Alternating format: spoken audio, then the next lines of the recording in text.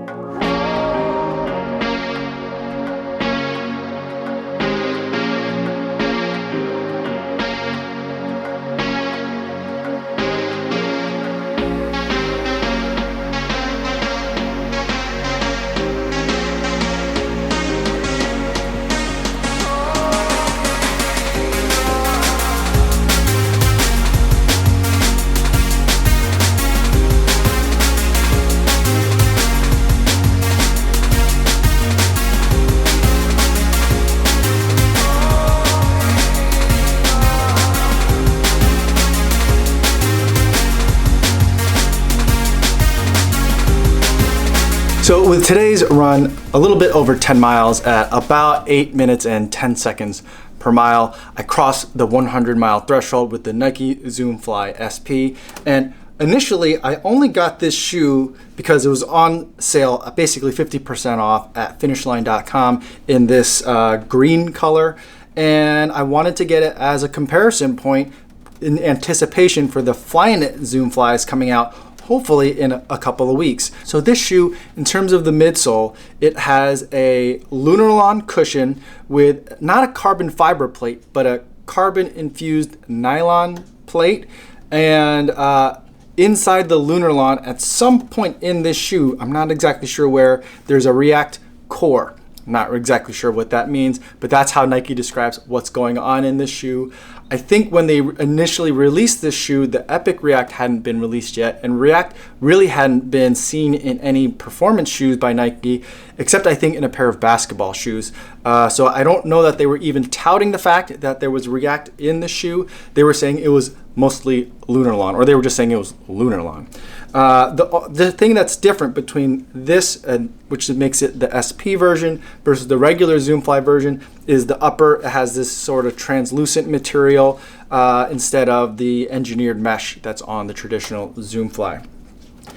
Overall, I've started to really like this shoe. It is peculiar, it is quirky, it definitely has kind of a two-shoe feel, and I've mentioned that over a couple of videos since I got this shoe. When I first even tried them on just at the Nike store, I noticed that there's a weird, it's only a 10mm drop shoe if you measure heel drop, and if you think that's still an important indicator of the way a shoe is gonna feel. But it feels like as you're stepping in this shoe, up to here, it feels like just a regular running shoe, a little bit stiff. And then it feels as if all of a sudden when you get to here, it drops off. And not in that it's propelling you forward, but that the material, it's almost as if it's cut out or you're falling off the edge of a stair. And so it's a really weird feeling. That initial weird feeling has gone away, or at least mellowed out, and it's becoming quite enjoyable. I still notice it there, so it's kind of a nice indicator as whether I'm moving quickly enough as I'm using this for longer, quicker runs. I have a lot of longer, slower runs, but some of my longer, quicker runs, I think that's where this shoe really excels, and this shoe kind of has a nice way of reminding you when you're going fast enough. I think of it kind of like on those Porsches that have the tail spoiler that pops up once you hit a certain speed. I think it's like 60 miles an hour. Then all of a sudden it has a rear spoiler that pops out of the back trunk lid and lets you know that you're going fast, or lets the cops know that you're going fast. This shoe's kind of the same way. When you're moving a certain level of speed and your stride is behaving in a certain way, you really start to feel the benefit of this shoe and feel that carbon infused nylon plate. In terms of the Lunarlon is doing much better than I expected. I always thought that Lunarlon was a little bit more stiff, and when I started running in the shoe, I mentioned a couple of times that I felt like the shoe was bottoming out like at around 3 or 4 miles, and that was causing some discomfort and was a little bit uncomfortable. I think my feet have toughened up. I don't think the shoes have gotten better. Maybe they've softened up a little bit, but mostly I think my feet have just kind of gotten a little bit more used to that. And so it's not as much of a problem, and the Lunarlon is starting to feel better to me, which is a weird way of kind of explaining a shoe, saying that your feet have to toughen up in order for you to like it. But that's kind of what's happening here. So the Lunarlon, I'm not going to say I'm a huge Lunarlon fan. I think the Lunarlon, with whatever this plate is, it's what's making it more enjoyable to me. So I'm actually quite impressed. The thing about the Lunarlon, though, is on the outsole. So the outsole on this shoe is a thin layer of rubber right in the forefoot, and then little rubber inserts in here. And the white part, that is exposed Lunarlon, and it just looks terrible the way that it wears. It looks like an elephant's foot, the way it's like wrinkling up and kind of like developing cracks and starting to wear. Every time I look at it, it kind of is repulsive. I don't like looking at the bottom of the shoe up close when I'm not like running in it. So I don't think it looks that great. I don't think it's wearing that great visually. But in terms of the way it's performing, I was very concerned about this outsole pattern. There's essentially no lugs. There's just only grooves, kind of like channel grooves in a tire, a semi-performance tire. And I was worried that over time, one, that I would wear these out super fast, and two, that they wouldn't provide enough traction, especially when I'm jumping in water like I like to do. But I haven't noticed any slipping problems or slippage when I'm jumping through puddles or when I'm running on wet surfaces, at least when I'm on concrete. I haven't run with it on wet grass, although over the weekend I did have a longer run where I ran on some slick mossy dirt road, and that was a little bit slippery. But I think no matter what shoe, unless I had a trail shoe with like super thick lugs, I think I would have been slipping around a little bit, so I give it a pass there. But in terms of the wear pattern, it's wearing about as quickly as I thought it would. In terms of the places where my foot is striking, I can see that some of the grooves are starting to like disappear. The rubber there is starting to wear out, and so it's consistent with what I would think of rubber wear to be. But in terms of what this has left to give, I'm not sure that this is going to last me 270 miles like most Nike shoes do. Not that Nike shoes are dead at 270 miles for me, but that's usually when I start to retire them. I'm not sure that this is going to last that long just because of the way that this rubber is going to wear. But it's also a Nike racing shoe. That's what it's written on the insole. That's how Nike positions it. So I don't think it's really meant to be a high mileage shoe. And so I think that's okay. I give it a bit of a pass there, but keep in mind that the initial retail price for these is $150. So $150 for something that you're not going to get hundreds of miles out of can be a tough pill to swallow, but think of it as a racing flat or for your longer tempo runs or your longer speed workouts, and it kind of fits a little bit better in terms of the price to performance ratio. You're using it for a very specific purpose, and it's engineered that way, is how I like to see it. But in terms of pure value, I'm not sure it's a value shoe. In terms of comfort on the upper, I really like this upper. This green kind of like cage here that goes around your foot is nice and soft. There's a little bit of padding that goes all around the back of the heel, which is nice and keeps things nice and comfortable. But in terms of the rest of the upper, it's really minimal. I was worried that this material here, this translucent material, was going to be really stiff and feel like I have like a windbreaker over my feet, but that hasn't been the case, and my feet have been relatively cool here. I feel like they've been much cooler than the Pegasus 35s or the Pegasus Turbos.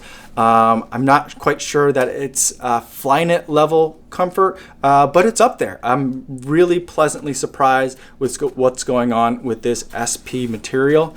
And I think that what Nike's doing in terms of all the different iterations of Zoom Fly that they're putting out, I can't understand why they're putting out so many Zoom Fly variations. There's the Zoom Fly, then there's Zoom Fly SPs, then there's a Zoom Fly Fast. There's a pair of Zoom Fly Fast coming out tomorrow.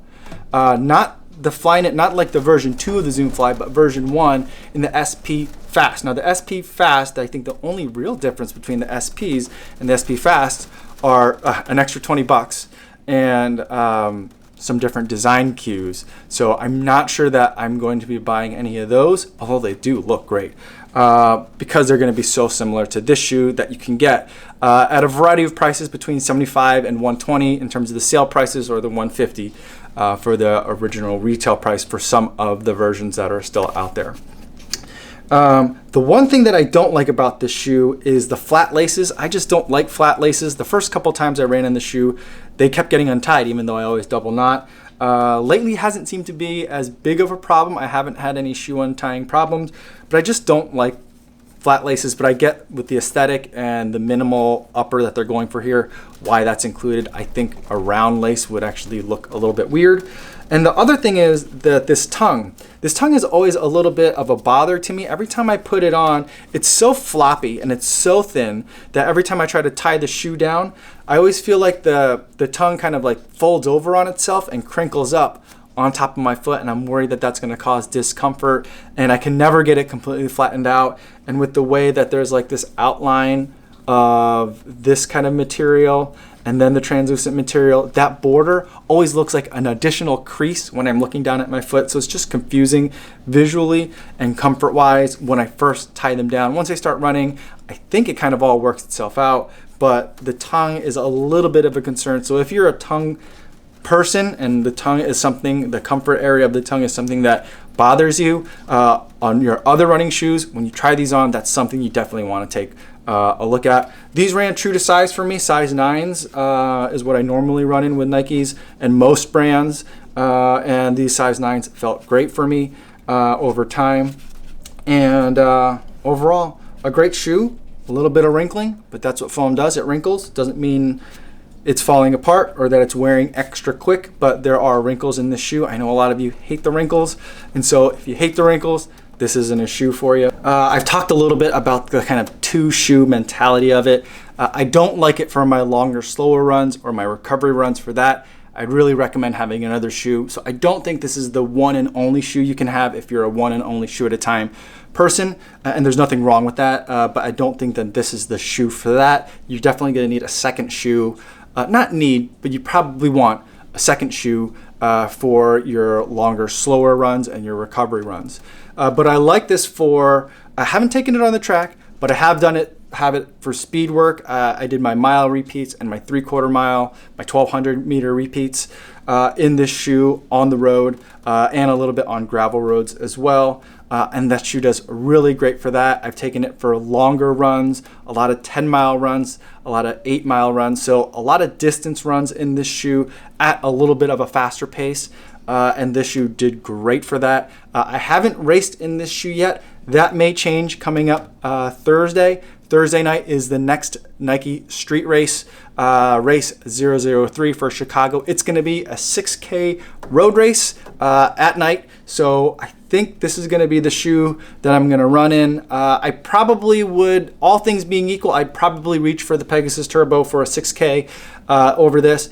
But since I haven't raced in this yet, I think that's probably what I'm going to do, and I'll let you know how that goes. If you have any questions about the Zoom Fly SP or the Zoom Fly generally, feel free to leave them in the comments. I'd love to talk to you guys down there. Thanks so much for watching this video, and I will see you guys tomorrow. Yo, what's going on?